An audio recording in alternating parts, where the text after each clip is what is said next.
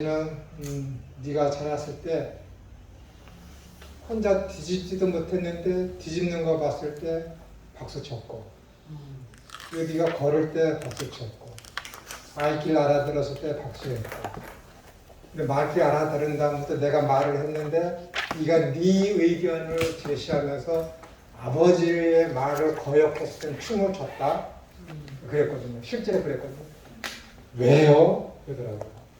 네 의견을 네가 스스로 제시할 수 있다는 거에 그만큼 성장한 거잖아. 그러니까 그럼 애들이 야단치면 안 되겠네. 교육이 된 거죠. 하나님도 그러시는 거예요. 하나님 그러시는 거예요. 하나님 그렇게 하시는 거예요.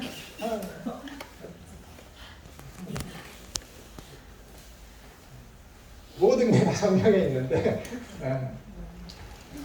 하루는 우리 큰딸이 있는데 방에 모처럼 마음 먹고 현대백화점 신촌에 있는 그 현대백화점에 가서 원피스, 해바라기 원피스를 휘황찬란한 걸 딱 사줬어요.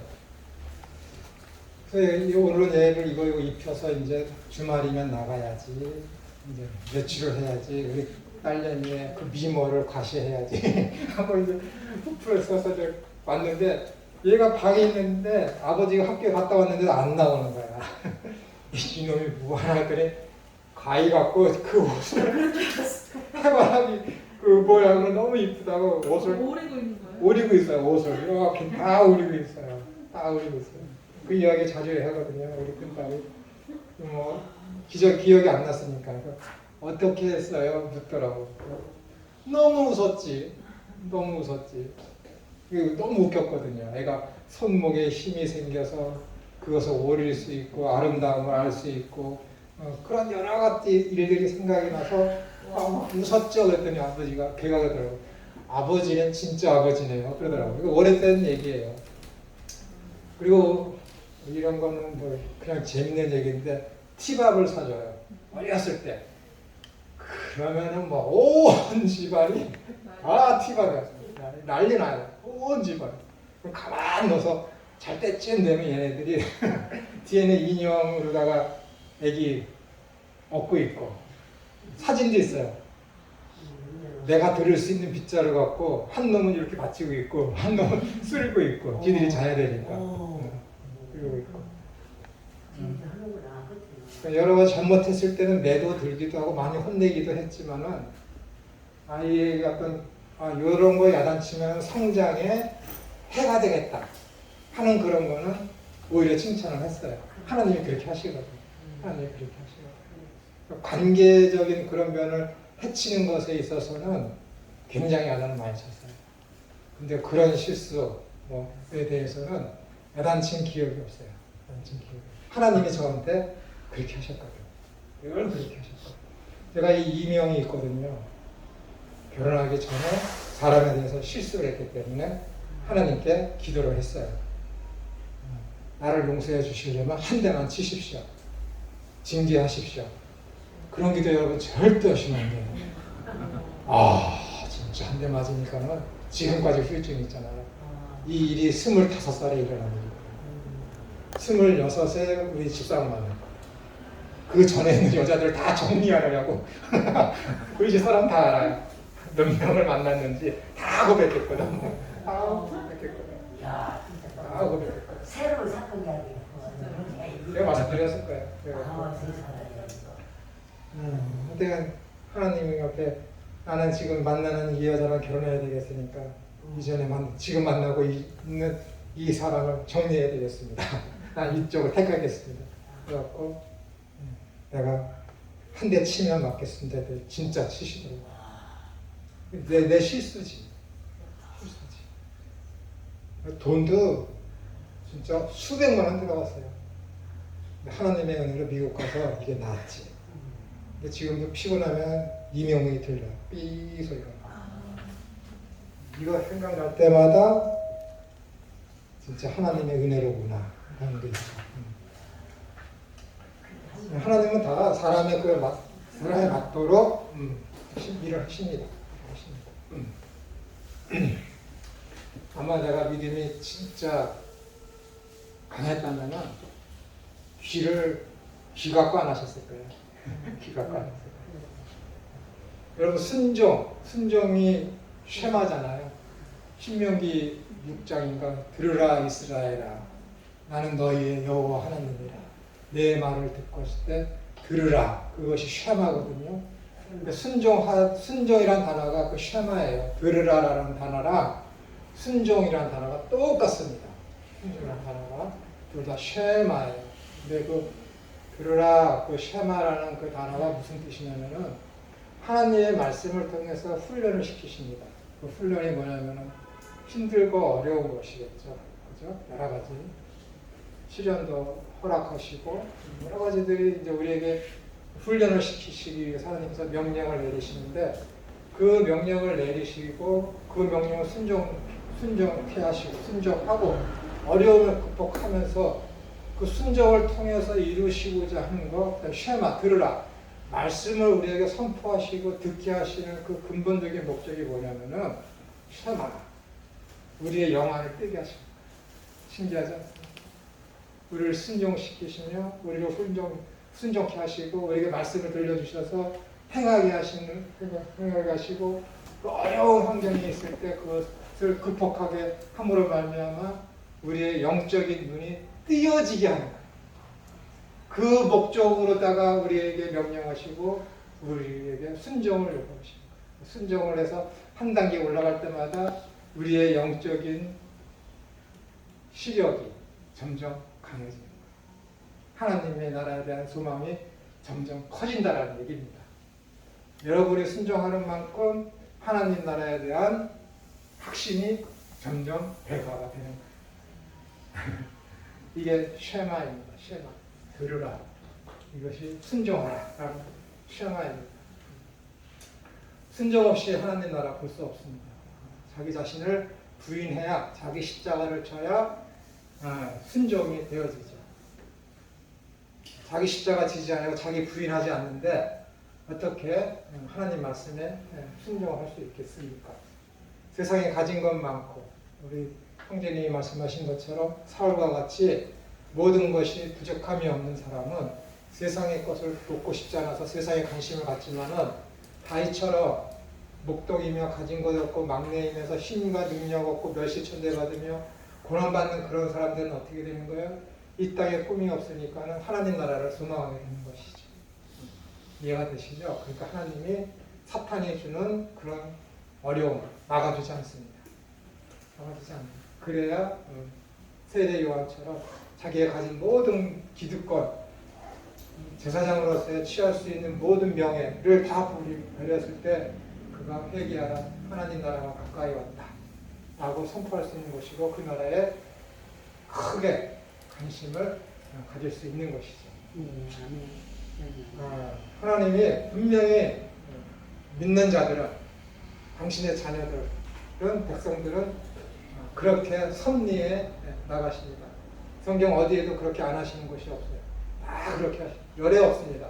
다 그렇게 당신의 자녀로 백성으로 만들어 가시는 방법이 유일한 그것입니다. 고난입니다.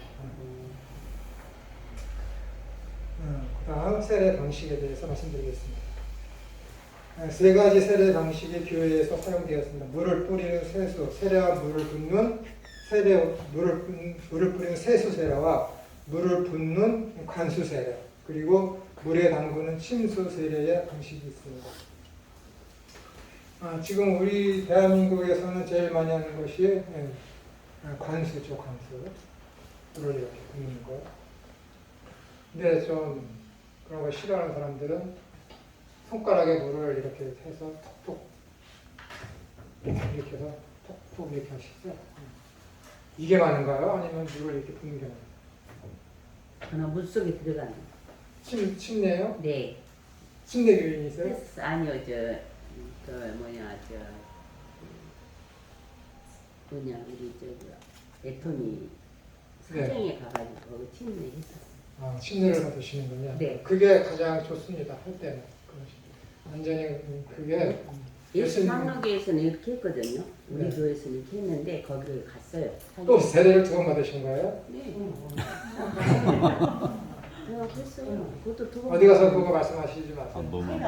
한 세례를 번만. 받았는데 거기서 또 받았다 그러면은 그 완전히 구원파예요. 구원파. 어디 가서 말씀하시면 안 되고. 무슨 그 애터미 사람이 그 정한 그분의 성함이 어떻게 되는 거예요? 박판인가요? 네, 박한길 회장님. 네. 근데 아니에요. 그분이 저기 네. 신문사 사장하고 이렇게 만나서 제 조익신학 강의가 있은 다음에 한 3달 뒤인가 신문사 사장하고 기자를 대동해서 인터뷰를 했을 때 그런 모든 구원파하고 상관된 거를 다 버렸다고 그랬거든요. 근데 다른 교회에서 세례를 받았는데 세례 예식을 그걸 또 했다 그러는 것은 사람은 그거는 다 자기 생각대로 얘기하니까. 맞지 않는 거예요. 하나님은 아시겠죠. 내가 구원파인지 아닌지를. 그건 아주 위험한 거예요. 잘못 배운 거예요. 그다음 침수는 그리스도의 죽음과 부활의 참여를 충분히 상징하며 세례를 주는 자연스러운 방식입니다. 그러나 세례의 상황이 다양하기 때문에 디다케 7장에 기록된 대로 초대교회는 디다케라는 것은 가르침이라는 거예요. 가르치다라는 거예요. 그래서 교사를 디다스 칼로스, 칼로스가 선이고 디다스는 가르치다니까 선한 것을 가르치는 것을 교사라고 하는 거예요. 디다스 칼로스. 초대교회는 상황에 따라 적절히 세례할 수 있는 자유를 허용하였습니다. 이것이 세례 주는 방식이다. 이 모든 사실을 공적으로 선포한 다음에 흐르는 물에 성부와 성자와 성령의 이름으로 세례를 주어라. 만일 흐르는 물이 없으면 다른 방식으로 세례를 주어라. 만일 찬물이 없으면 따뜻한 물로 주어도 무방하다. 만일 둘 다 충분히 없으면 성부와 성자와 성령의 이름으로 세례를 3번 물을 부어라. 이렇게 이제 디다케에 적혀 있다는 것이죠. 침례주의자들은 성경에 사용된 단어 밥티조가 침수를 의미하며 요단강으로 들어가 거기에서 나왔다라는 기록이 침수를 전제하고 그리스도와 함께 죽고 다시 산다라는 상징성을 침례만이 제한할 수 있기 때문에 오로지 침례가 유일한 세례 방식이라고 주장하지만 메인고르딘을 지켰다는 것이죠. 일반적으로 밥티조는 보다 포괄적으로 사용되며 강에 들어갔다 나왔다라는 말이 반드시 물속으로 들어갔다 나왔다라는 의미는 아닙니다. 오히려 고대의 세례 성화는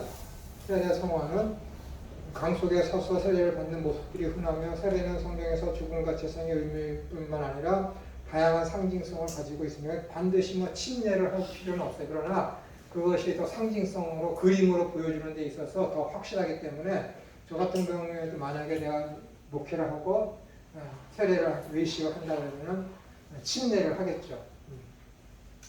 저는 그 침례 예식을 하는 걸 딱 한 번 봤거든요. 미국의 미랄 마릴 성도, 그러니까 이단이잖아요. 이단. 중국인 친구가 제발 좀 한 번만 같이 가달라고 해서 그래 이단이니까 한번 어떻게 하나 좀 보자 하고 구경 갔더니 그때 침례를 하더라고요. 그래서 관계상이 여기 있으면 관계상을 치우고 여기 휘장인데 휘장을 딱 치우니까는 여기 엄청 큰 어항 있잖아요. 물고기 담는 그런 게 있더라고요. 사람이 저기서 흰 가운 입고 코를 잡고 두 사람에서 이렇게 뉘어서 쑥 들어갔다 쑥 나오더라고요. 이단인데도 기분이 묘하더라고요. 나도 저런 거 좀 받았으면 하더라고요. 침례가 감성적으로는 받는 것이 더 좋아 보이더라고요. 그다음 종교개혁자들은 그리스도의 죽음과 부활의 참여보다 죄의 씻음과 정결을 세례의 일차적인 의미로 이해하였습니다. 따라서 물을 붓는 간수 세례를 세례의 모범적 방식으로 선호하였습니다. 어떤 전통에서는 사제를 위한 그리스도의 핏뿌림을 반영하기 위하여 물을 뿌리는 세수 세례를 채택하기도 하였습니다. 에스겔서 36장 25절도 그걸 근거로 제시되었습니다. 맑은 물로 너희에게 뿌려서 너희로 정결케 하리라. 칼빈의 세례의 방식은 본질적인 것이 아니기 때문에 지역적 관례를 따르도록 권고하였습니다. 그러니까 침례를 하던 세수 세례를 하던 그다음에 간수 세례를 하던 상관없다라는 거예요. 그러니까 성령 세례를 받아서 내가 이제 교회에 공적으로 내가 하나님을 믿고 예수 그리스도를 믿는 자로서 내가 선포되어지는 하나의 예식으로서의 그거 성찬이 세례이기 때문에 그 어떤 방식이라도 상관없다라고 이제 칼빈이 이야기했다는 것이죠. 저도 여기엔 동참합니다. 그 다음에 성찬, 떡과 분명한 것. 성찬의 참여자는 누구나 반드시 세례를 받아야만 합니다. 그러므로 세례를 받은 성도는 중대한 도덕적 또는 교리적 악을 자행하지 아니하는 한, 그리고 그리스도인의 모임에서 간영을 베풀어 인정을 받는 한 주의 성찬에 참여할 수가 있습니다.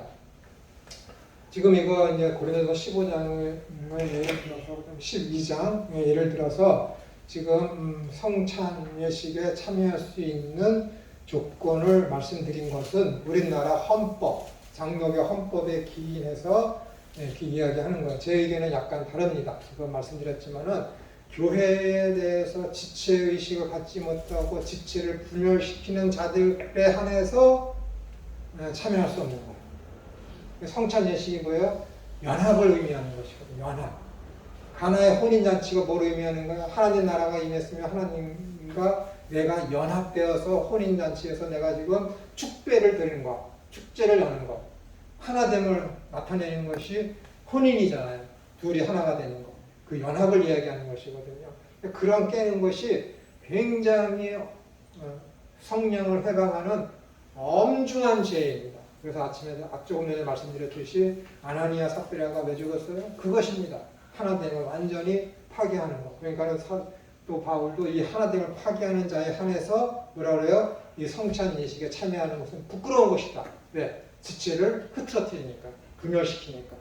그게 교회에서는 가장 큰 죄 중에 하나이며 하나님의 통치가 지금 이루어지지 않고 있더라는 하나의 반증이기 때문에 그런 자들은 성찬에 참여하지 말 것을 종용하고 있는 것입니다. 성만찬의 기원에 대해서 주님의 만찬은 예수님께서 체포되시기 전에 제자들과 같이 했던 6월절 만찬에서 시작되었습니다. 이 마지막 만찬에서 예수님께서 제자들에게 자신의 죽음을 기억하면서 이 일을 계속할 것을 요청했습니다. 예수님 죽음의 의미가 복음의 핵심이기 때문에 그렇습니다. 주님의 만찬은 먹고 마시는 즐김이 아니라 예수 그리스도의 죽음의 의미를 묵상함에 있었습니다. 여러분 이거 참여할 때 어땠습니까? 저는 뭐 하는데 여러 교회를 다녀봤거든요. 성만찬 하는 거에. 우리 애들도 좀 데려가고 그러는데 어느 교회 가면은 너무 독해. 너무 독해. 차 타고 갔는데 이거 운전하고 가다가 음주운전에 걸리는 거 아닌가? 그런 거 생각할 정도로다가. 그리고 뒤에 어떤 청년은 한잔 더 했습니다. 재미로 재미로. 주여서 하니까 그 소리 듣고 웃고 그러는데 재미로 하는 거예요. 목사님들도 그런 소리 하는 사람이 한잔 더 했으면 좋은 분 계시죠? 막 그러잖아요. 한 장난하면서 또 어떤 데는 진짜 포도즙을 해서 아주 달달해갖고 그냥 한 병 얻어가고 싶은 그런 교회도 있고 그런 건 뭐 중요한 것이 아니기 때문에 그 의미가 중요한 것이죠. 그러니까 예수님께서 당신의 죽으심을 기념하게 하기 위해서 제정해 놓은 것이죠. 예수님께서 빵과 포도주를 가지고 엄청난 영적 진리를 선포하십니다. 선언하십니다. 여러분들이 먹는 이 유교절의 무교병이 바로 나다. 6월절의 무교병, 그러니까 누룩이 들어가지 않는 것이죠. 여러분 나를 먹어서 그 안에 영원히 보존하는 이것은 나다라고 이제 예수님께서 선포하신 것이죠. 제자들이 어떻게 느꼈을까요? 주님께서 나를 위해 내가 먹는 6월절 빵이 되시는구나. 스승님께서는 나를 위해 내가 마시는 6월절 포도주가 되시는구나. 이제 죽음을 앞두고 계신 주님께서 떼어주는 떡을 받아먹는 그들의 마음은 신비의 숙연함 속에 빠져들었을 것입니다. 이것이 내 몸이다라는 아람어 표현은 이것이 나다. 에고에이미라는 것이죠. 뜻입니다. 적 포도주는 그 빛깔로 인해 주님의 보혈로 상징이 되었습니다. 첫 번째, 피는 언약을 위해 제사를 가리킵니다. 일찍이 옛 언약, 즉 신해산 언약과 짐승의 피를 통해 세워졌습니다.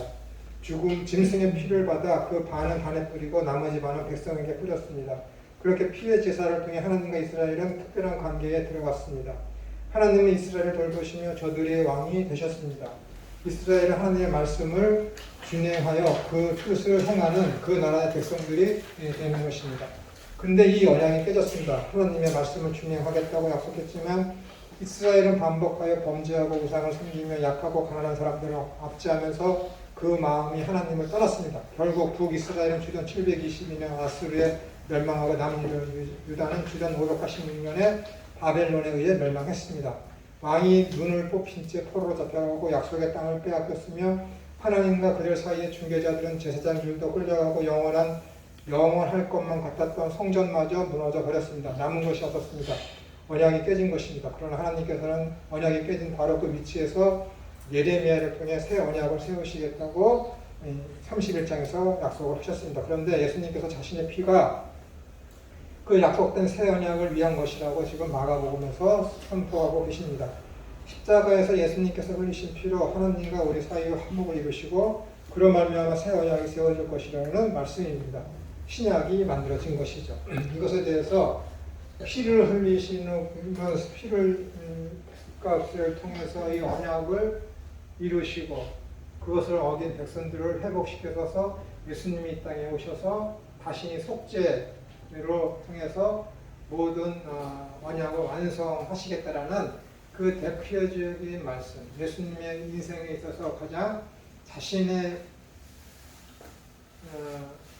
아이덴티티, 정체성, 당신의 신분에 대해서 가장 명확하고 확실하게 말씀하신 부분이 마가복음 10장 45절입니다. 인자가 온 것은 사람의 아들이죠. 인자가 온 것은 섬김을 받으려 함이 아니요 나를 대성물로 주어서 내가 너희를 섬기려 하니라. 이 말씀 마가복음 10장 45절. 여기서 인자라는 것은 사람의 아들로서 우리가 느끼기에 사람의 아들로서 반드시 죽는다. 사람의 아들은 인간은 반드시 죽잖아요.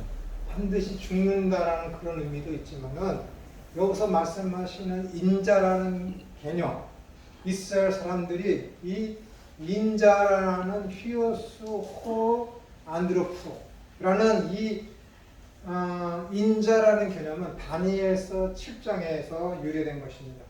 거기에 하늘로부터 인자 같은 이가 와서 뜨임돌이 되어서 우상을 박살내는 것, 그 뜨임돌, 그 인자 같은 이, 하늘에서 내려오시는 그 신적 존재를 나타내는 것이 이 히오스 우 안드로프, 인자라는 것, 인자. 예수님께서 인자에 온 것을 했을 때 거기에 듣고 있던 제자들과 허다한 무리들은 깜짝 놀랐을 거예요. 인자라는 그 단어를. 그 신적 존재, 신적 능력을 가진 분인 거죠. 전지전능하신 신이신 그분이 당신이라는 거예요. 그러면 신이신 그분은 고난을 받고 죽을 수 있습니까? 안 죽거든. 고난을 받을 수가 없거든.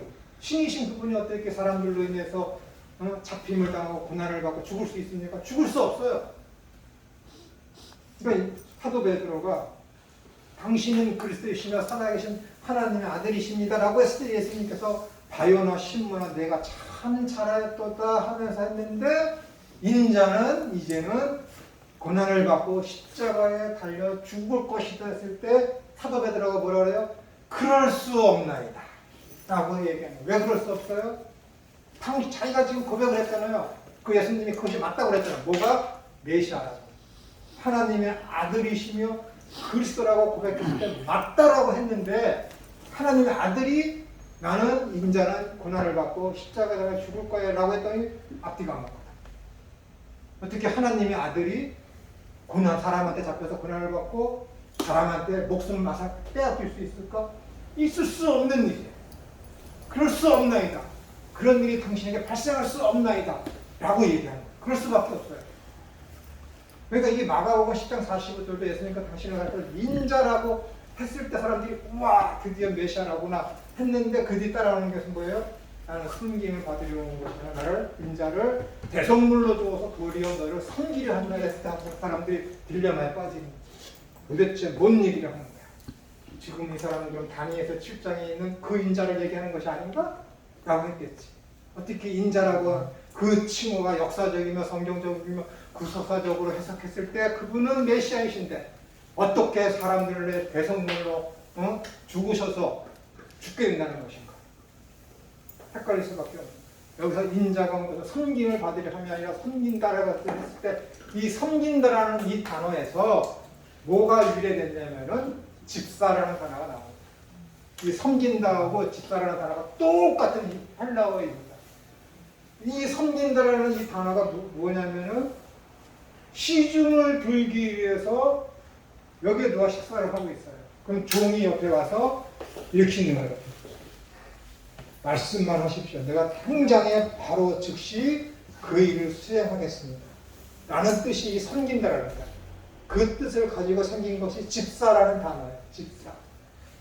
신약시대 때 나온 그 집사. 예수님이 그렇게 우리를 섬긴다는 거예요. 예수님. 인자가 온 것은 섬김을 받으려 함이 아니라 너희를 종으로 삼아서 내가 너희를 부려먹으러 온 것이 아니라 내가 도리어 인자를 대성물 어린 양으로서 너희의 생명 대신에 내 생명을 주는 것을 통해서 너희를 섬기고 너희를 높이기 위해서 내가 왔다라. 그러니까 예수님이 이 땅에 오신 것은 그는 근본 하나님의 본체시나 하나님과 동일됨을 취하지 아니하시고 사람의 종의 형체로, 종의 형체가 아니라 종의 모습, 종으로서 오신 거예요. 종으로서. 모형만이 아니라 모형만. 신이신 그분. 그래서 십자가의 그 사건을 완수하신 것이에요. 구속의 사건을 그러한 방법으로 완수하셨다니까 그분이 예수님이 그런 분이에요. 인자, 하늘에서 오시는 전지하시고 전능하신 그 능력, 하나님의 아들 메시아시로 오신 그분이 뭐예요? 무능하고 무지하며 나약한 그 인간들에게 뭐예요? 잡힌 거예요. 고난 속으로 예수님께서 침체해 가신 거지. 일부러 얘들아, 내가 하늘에 12영을 불러내면은 내가 이 모든 일을 이룰지 모르느냐? 그런 능력이 있는 분이다. 근데 어떻게 되냐? 그걸 안 보신다. 아버지여 내 뜻. 내가 다른 방법으로 구속을 이룰 수 있는 내 뜻 말고 아버지의 뜻, 기노마이. 당신이 원래 계획했던 창세기 3장 15절 여인의 후손이 상함을 잇는 그 방법, 어린 양이 피값을 흘려서 백성들에게 뿌려지고 제사에게 뿌려지는 그 죽음, 그 어린 양의 죽음을 통해서 계획하셨던 원래 하나님 당신의 그 뜻대로, 기노마이, 그 뜻대로 되기를 원합니다. 이게 예수님. 고난 속으로 침투해 들어가는 거예요. 회피하는 게 아니라.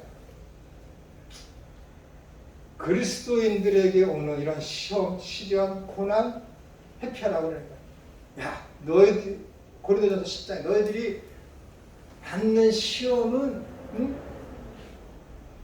하나님께서 피할 길도 미리 줬대. 미리.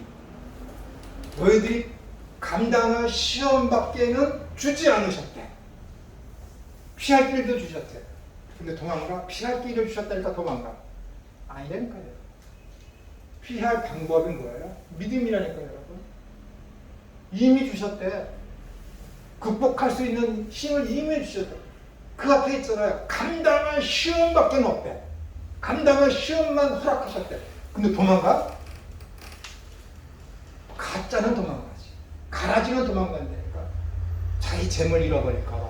자기 건강 잃어버릴까봐. 자기 주변에 그 어떤 명예와 명성과 유명이 잃어버릴까봐. 도망간다니까. 근데 진짜는 어떻게 돼? 감당할 시험만 준다니까. 시험이 왔네? 내 엄청난 고통이 와. 와, 내 믿음이 이렇게 커? 야, 하나님이 나를 인정하시는구나. 감당하는 거예요. 뭘로? 믿음으로.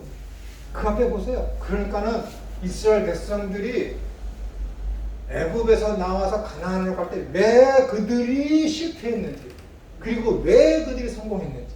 그게 뭐예요? 장대에 달린 롯을 바라보는 그 믿음.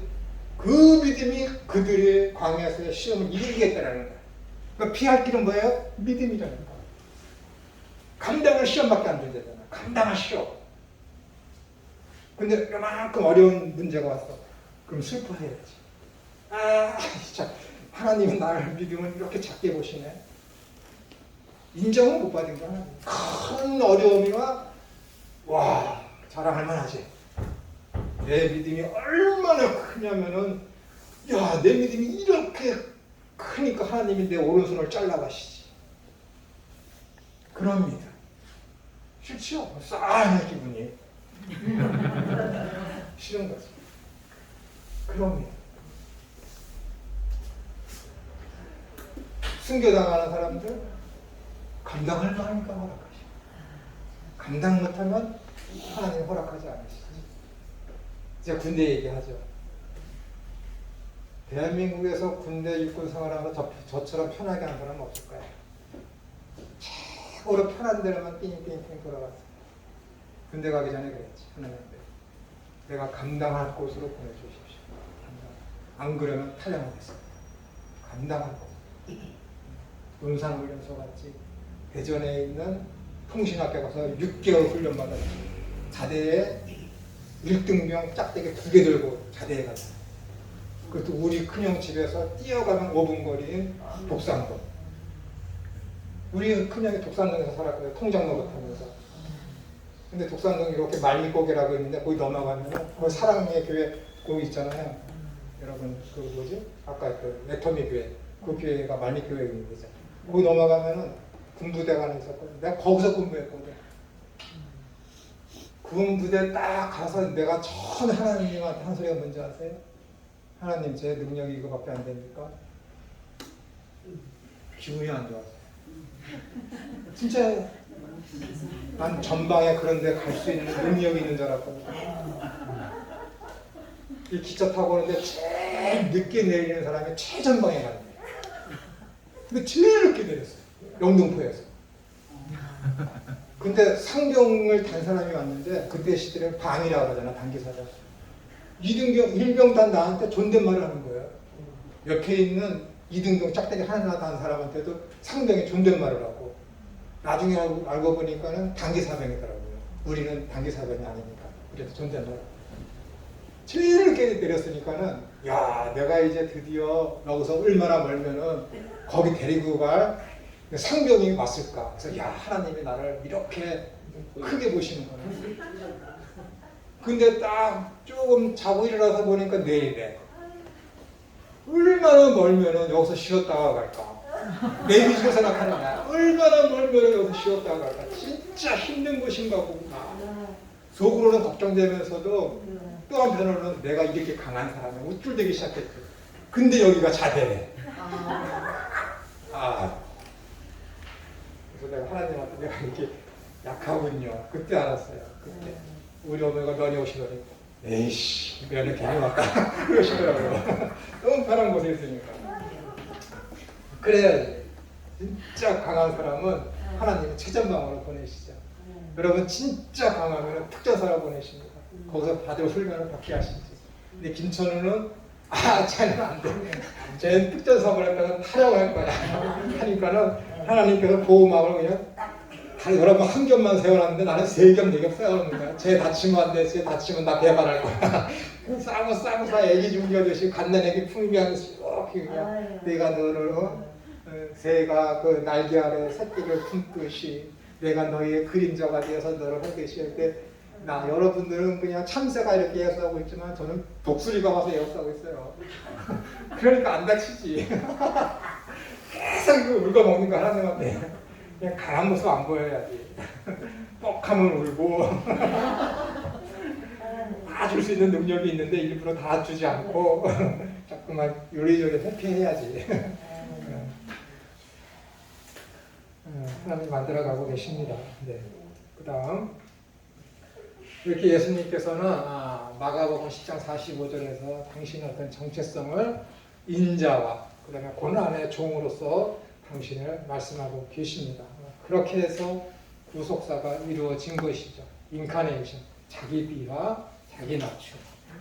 하나님이 인간이 되신 그 은혜, 그걸 아셔야죠. 그 다음 두 번째, 이렇게 새 언약의 피를 말씀하시고 나서 예수님께서는 하나님 나라의 때가 오기 전에는 다시는 포도나무에서 난 것을 마시지 않겠다고 하셨습니다. 이것은 그러니까 하나님의 나라의 때가 오기 전에, 그러니까 하나님의 나라의 때라는 것은 하나님의 나라가 완성이 되면은 뭐예요? 그때는 다시 포도주를 마시겠다라는 거예요.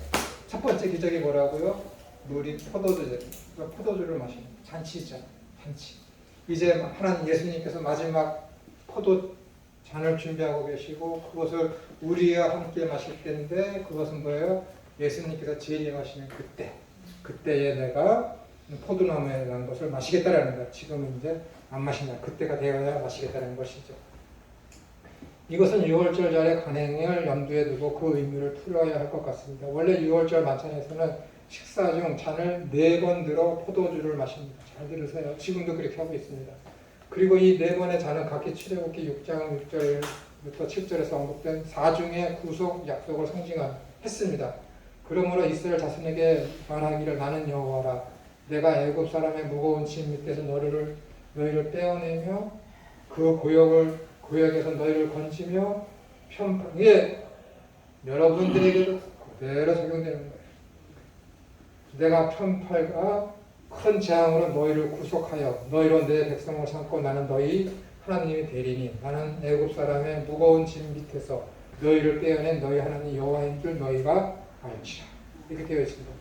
예수님께서 24절에서 하신 언약의 피에 대한 언급은 구속의 개념에 들어가 있는 세 번째 잔을 들 때 이루어졌음을 가능성이 높습니다. 그리고 예수님께서 원래 이어졌어야만 할 마지막 잔을 들지 않은 것으로 학자들은 이야기했습니다. 그러니까 유대인들은 6월절에 하면서 무교법과 함께 이 포도주 잔을 마시면서 기념할 때에 첫 번째 나는 애굽 사람의 무거운 짐 밑에서 너희를 떼어내며 그러니까는 오늘날 우리에게 얘기하면은 내가 사탄의 죄의 무거운 짐 밑에서 나 여호와가 너 누구를 떼어내며 하면서 포도주 잔을 한 잔 마십니다.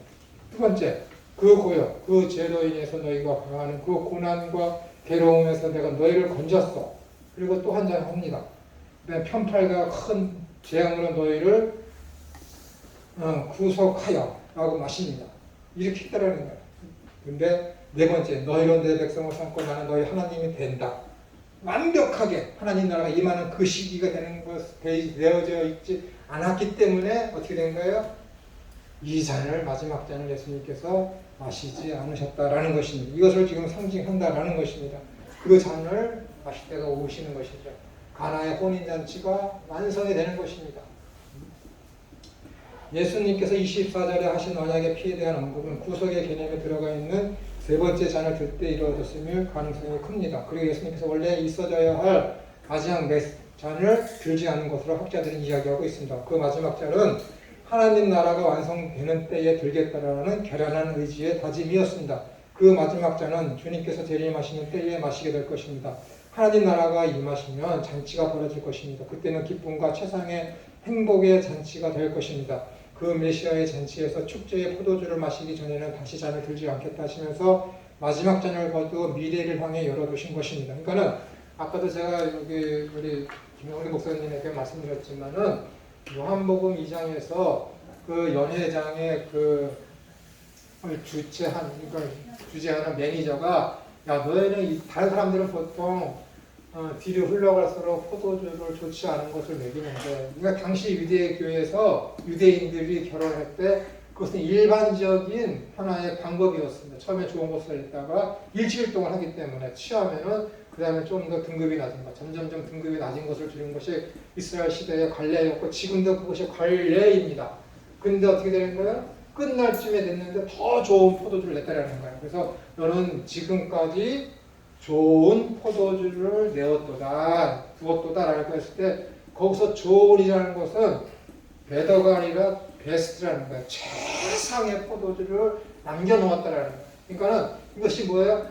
완성된 그 하나님의 나라는 뭐예요? 지금껏 그 어떤 것에서도 비교가 될 수 없는 최상의 연합이, 행복이, 만족이, 안식이, 평화가 거기에 있다는 것입니다. 그것을 지금 갈릴리 가나의 혼인잔치에서 그 연애를 이렇게 하는 매니저, 이름도 없는 그 매니저, 이방인일 수 있는 그 매니저, 통해서 고백하게 하는 것이죠.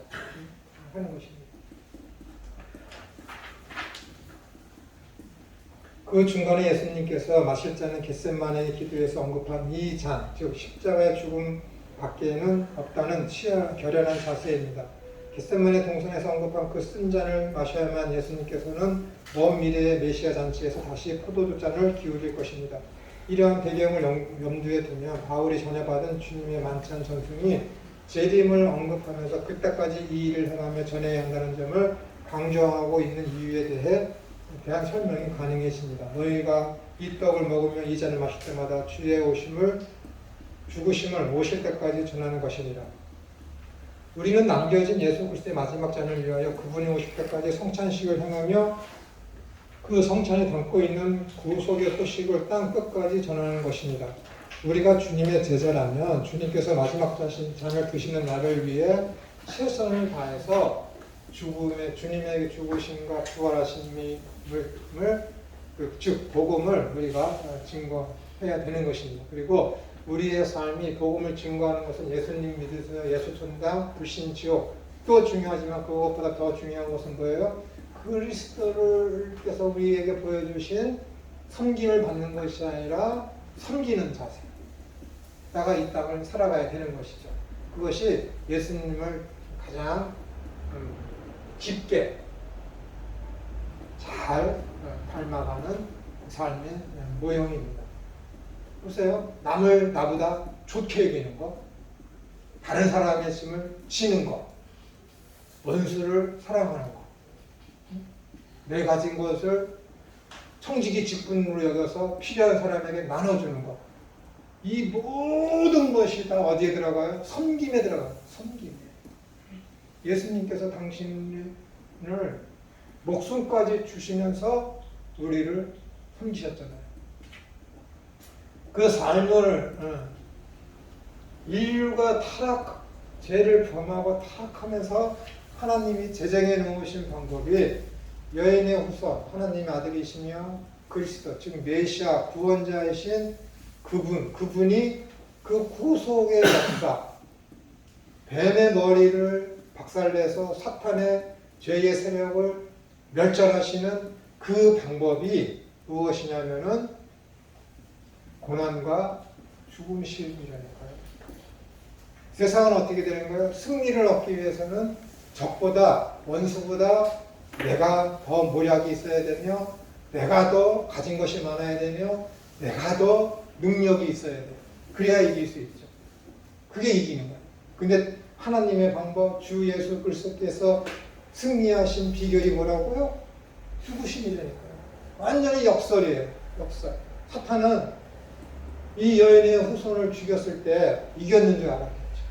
이겼는지 죽음이 덮어서 죽여서 내 자신이 승리해서 이제 창세기 3장 15절이 끝난 줄 알았겠지. 자신의 승리로다가. 근데 어떻게 돼요? 사망의 권세, 죄의 삭슨 사망이라는 죄로 인한 죄의 세력을 멸절하는 것은 뭐예요? 유일한 게 죽지 않는 것이죠. 그 죄의 세력을 극복해내고 점령하는 것은 죽었던 이가 다시 살아났을 때만 가능한 거예요. 그래서 어떻게 되는 거예요? 죽었다고 자신이 했을 때 하나님께서 사흘 만에 예수님을 다시 부활시키신 것이죠. 그러니까 사망 권세가 물러가고 예수님이 승리하신 것입니다. 이렇게 그리스도인의 삶의 승리의 어떤 방편은 이는 이 눈에는 눈이 아닙니다. 이는 이 눈에는 눈이 아닙니다. 원수 갚는 것은 내게 있는 것이 아니라 하나님께 있는 거예요. 원수를 사랑하는 것이죠. 오히려 그 방법, 사도 바울이 이야기한 대로 나는 약할 때 강합니다. 그 방법, 그 예수님의 그 방법이 지는 게 이기는 것이라는 그 역설적인 방법이 섬김의 최고의 자리입니다. 그렇게 하기 너무 힘들잖아요. 아, 이거 내가 안 해? 그럼 내 명예와 내 자존심이 무너지는 거예요. 자녀와 부모와의 관계에서도 그렇고, 특히 부부와의 관계에서도 그 자존심 때문에 사소한 것 때문에 다퉈서 그 사소한 것이 얼마나 큰 싸움으로 번지는 예가 종종 있습니다. 지는 게 이기는 거예요. 평화를 위해서. 그것이 예수님의 방법이고 그것이 복음적인 삶을 살아가는 성도의 승리의 삶의 비결입니다. 근데 힘들죠. 그것을 포기해야 되는데 그게 안 되죠. 근데 방법이 있습니다. 뭐? 용서. 하나님이 어떻게 우리와 이런 인간과의 관계에서 승리하셨어요? 용서라니까요. 나를 사기치고 나를 욕보인 그 사람에 대해서 승리하는 것을 그대로 갚아주는 거라고요? 그럼 편할 것 같으십니까? 똑같은 사람이 되기 때문에 똑같은 데미지 있는 거예요. 가장 값진 그에 대한 보복은 뭐냐면 용서입니다. 용서가 이기는 거예요. 근데 사실 힘들지. 한번 경험해. 하나님 나라의 삶의 비결을 경험해 보고 말씀하세요. 경험도 안 해본 것들이에요. 경험도 못 해본 사람들이 그거 힘들다고 안 하고 그렇지 않다라고 얘기합니다. 안 될 것 같거든. 근데 성경은 역설이거든요. 이것이 기독교인이 하나님의 은혜를 안 사람들이 그렇게 생각할 수 있는 거예요. 정말로 이 10,000달란트 빚진 자가 그것을 빚으로 여겨서 정말로 그것을 하나님께서 탕감해줬다라는 그 은혜를 알았다라면 겨우 100데나리온 석 달치의 임금을 못 갚은 그 친구를 잡아다가 감옥에 가두겠습니까? 은혜를 모르는 거예요. 오늘날 우리에게 죄 지은 자를 사하여 준 것 같이 우리 죄를 사하여 주옵시고. 그거 언뜻 보면은 하나님 내가 이 사람을 용서했으니 하나님 당신도 나를 용서해 주십시오. 그 의미예요. 오늘날 우리가 우리에게 죄 지은 자를 사하여 준 것 같이 내가 이 사람의 죄를 사하여 준 것 같이 당신도 나의 죄를 사하여 주십시오. 그러면 내가 이를 용서해 주지 않으면 하나님이 나를 용서해 주지 않습니까? 10,000달란트 용서받은 사람이 100데나리온 빚진 자를 잡아서 감옥에 가뒀다. 그런데 하나님이 다시 잡아서 그를 감옥에 가뒀다. 그 비유가 있기 때문에 이 주기도문의 이 순서가 맞습니까? 그렇게 되는 거예요. 우리의 용서가 내가 용서하지 않으면 하나님이 나한테 용서 안 해요? 야, 70번씩 7번이라도 용서해라. 70번씩 7번. 산상수원에서 야, 네가 예물을 드리러 가다가 너하고 어떤 문제가 있는 사람을 만나거든. 먼저 사과해라. 그렇지 않으면 너 합당하지 않다. 이거 어떻게 되는 거야? 헷갈리지 않습니까? 만약에 이 사람이 10,000달란트의 빚을 지을 수 있는 사람이 있습니까? 세상에? 10조가 넘는 돈이 나는데 한 개인이 그 10조가 넘는 돈을 빚을 지을 수가 있어요? 전혀 불가능해요. 전혀. 100달란트야 나도 빚질 수 있고 그도 나한테 빚을 지을 수가 있어요. 불가능한 거야. 이런 일은 있을 수 없다라는 거예요. 이 비유는 하나님 나라에 대한 비유인데 이런 일은 도저히 발생할 수 없는 거 예수님께서 비유로다가 말씀하신 거. 하나님 나라의 삶을 이렇다라는 거예요. 너 용서받았어? 용서받았으면 반드시 너 누구의 죄든지 누구의 빚이든지 탕감해주고 용서하는 자가 될 수밖에 없음을 역설적으로 말씀하시는 거거든요. 왜? 도저히 일어날 수 없는 일 갖고 예수님께서 지금 말씀하시죠. 도저히. 그럼 주기도문에서 내가 이 사람의 죄를 용서해 준 것 같이 나의 죄를 용서해 주십시오. 순서가 내가 먼저 용서해줘야지 하나님이 날 용서해줘요? 그게 무슨 하나? 거래하는 거야 지금? 거래하는 거야? 아니거든. 그게 아니야. 너 용서받았어?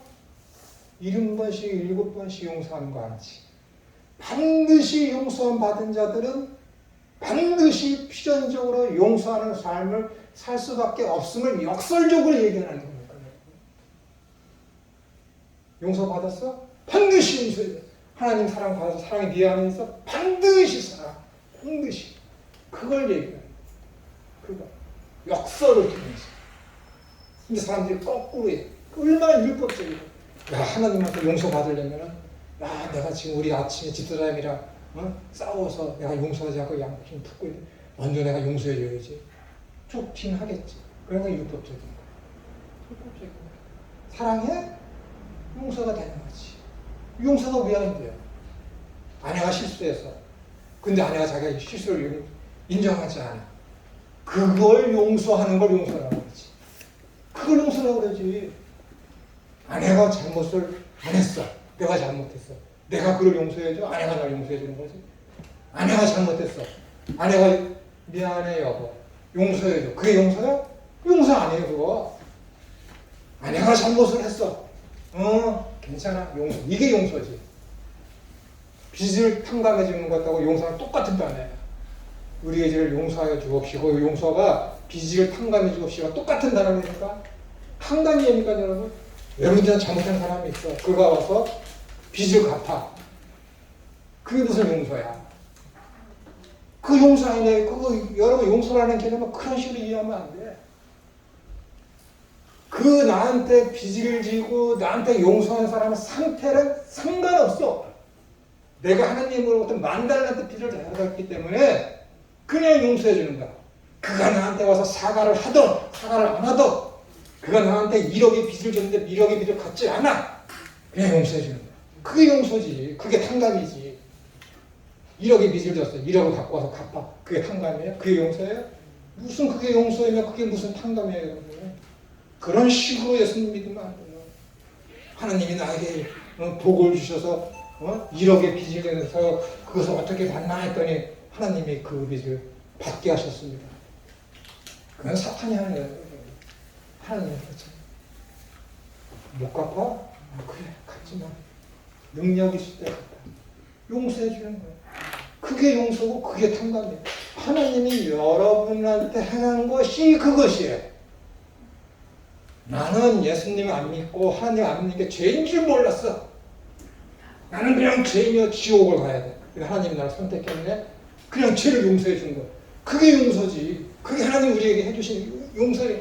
그러니까 그걸 갖고 10,000달란트라고 하는 거예요. 10,000달란트. 애초에 이놈은 10,000달란트 탕감을 받은 게 아니에요. 그걸 빚을 10,000달란트를 빚으로 여긴 놈이 아니라니까. 너무 크니까. 너무 크니까 빚을 모르는 거라니까. 은혜를 전혀 모르는 놈이라니까. 그러니까 겨우 100달러를 그거 갖고 감옥에 가는 거야. 그것도 동반, 친구를. 얼마나 나쁜 놈이에요. 아예 이놈은 하나님으로부터 선택도 안 받고 아예 하나님으로부터 빚을 줬음에도 불구하고 빚을 진 것을 모르는 놈이야. 이해가 되세요? 제가 드리는 말씀은? 모른다니까. 이건 마찬가지로 내가 하나님을 안 믿는 거, 모르는 거, 예수님을 믿지 않는 게 죄인 줄도 몰라. 그러니까 죄에 대한 탕감을 받았는지, 받을 필요가 있는지도 인식을 못해. 내 속 성령님이 들어오셔서 인식을 하거든. 인식을 못해. 근데 탕감을 받았어. 성령님을 통해서. 그걸 인식을 못해. 그럼 어떻게 돼? 옆에 있는 사람 무시하는 거지. 죄 짓는 사람 무시하는 거지. 그 은혜를 하나 깨달았어. 먼저 성령님 내 속에 나를 용서해 주셨지. 내가 죄인인 걸 알고 하나님이 계신 것을 내가 알아. 예수님 메시아인가 구세주인 걸 알아. 그걸 깨달았어. 그럼 10,000달란트 빚진 것을 내가 깨닫게 되는 것이지. 그러면 어떻게 되는 거야? 그 다음부터는 100데나리온 진 거 다 용서하게 되는 거야. 다. 그 은혜를 깨달았어. 그것이 주기도면이에요, 여러분. 우리가 우리의 죄를 사하여 준 것 같이 우리의 죄를 사하여 주옵시고의 내용이 그 은혜니까 그 은혜를 깨달았어? 너그는 반드시 용서한다. 용서하게 된다. 이런 것이 7번입니다. 얼마나 믿어. 그러니까 사랑의 최고 어려웠고 최고 봉이 뭐라 그래 신학자들이 용서라고 그래요. 하나님이 우리를 용서하지 않으면 절대 하나님 안에 믿어요. 절대. 그러니까는 믿음은 바라는 것들의 실상. 누구나가 경험해야 되는 것이 이 용서예요. 이 용서. 이걸 반드시 체험해야 돼. 내가 죄인이었구나. 이 죄인을 하나님이 나를 용서해 주셨구나. 이 체험이 없는 자들 믿음 없는 거예요. 다 길가에 뿌리운 자, 가시덤불에 씨앗이 뿌리운 자. 그거밖에 안 돼요. 말씀이 도덕적이고 율법적으로 좋아 보여서 교회 나온 것밖에 안 되는 거예요. 안 된다니까. 성령 못 받은 자라니까 여러분. 그러니까 여러분, 내가 누군가를 용서를 못하고 원망하고 불신하고 그가 죽기를 바라고 하는 그런 마음 심각한 겁니다. 은혜를 생각해 보세요. 은혜를 하나님께서 만달랐다. 은혜를 그 은혜 만달랐대 그 은혜를 인식하지 못하는 그 사람은 만달란트의 탕감을 받았음에도 불구하고 100데나리온의 빚을 진 나의 그 동관을 감옥에 갖두는 놈이랑 불신자랑 똑같은 거예요. 안 믿는 거라니까요. 너무 심하다라고 생각하세요? 아니에요, 여러분. 예수님 우리의 빛입니다. 우리는 작은 빛이잖아. 너희는 세상의 빛이야. 너희는 세상의 소금이야. 성경에 그렇게 써있는데 첫째 날 하나님이 빛이 있으라 하신 빛이 있어요. 태초의 말씀이 계시다. 이 말씀은 우리의 빛입니다. 그 빛. 우리는 예수님께서 너희는 세상에 빛이신 그분이 우리를 사랑해서 너희는 세상에 빛이라고 했는데 그 우리의 본질이 빛이며 소금이라는 것은 뭐예요? 너 속에 있는 하나님으로부터 받은 그 속성을 그대로 반영하면서 살라는 거예요. 빛이신 예수님이 우리 용서해 줬고 우리가 빚을 받았는데 용서를 안 해줘? 그게 무슨 빚입니까? 그게 무슨 빛이냐고요? 빛 아니잖아요. 빛을 말 아래 숨겨둬요? 아, 그렇게 안 된다니까요. 소금의 맛을 잃어요? 안 된다니까요, 여러분. 누군가를 용서를 못해요? 심각한 겁니다. 20년, 30년, 10년, 5년 살아온 부부. 그런 건 다 용서되는데 이것만은 용서 못해. 그게 그리스도인이에요? 그게 빛입니까? 그게 부부고 그게 하나입니까? 아니지. 아니라니까요. 하나님은 여러분의 죄를 남김없이 용서해 주셨거든. 만달란트 완전히 탕감해 주셨거든요. 근데 나랑 가장 가까운 가족, 친지, 형제들이 그 100데나리온밖에 안 되는 것을 마음에 품고 있어요? 심각한 거지. 심각한 거지. 이거 10중 8구 가짜입니다. 가짜입니다. 집에 가서 저번에도 말씀드렸듯이 말씀이 길어지지만 한 친구가 한 7년 전에 그러더라고요. 한참 하나님 나라에 강연하고 있는데 올 한 해의 김천우 선생의 영어는 이겁니다라고 하더라고요. 뭐지? 그랬더니 차라리 사랑해. 차라리 용서해. 차라리 이 부사가 올해의 명언입니다. 그러더라고요. 여러분, 차라리 용서하고 차라리 사랑하십시오. 그럼 여러분 빛이 되고 여러분이 소금이 됩니다. 아멘. 저도 그렇게 되길 원하고 여러분도 그렇게 되기를 원합니다. 기도하겠습니다.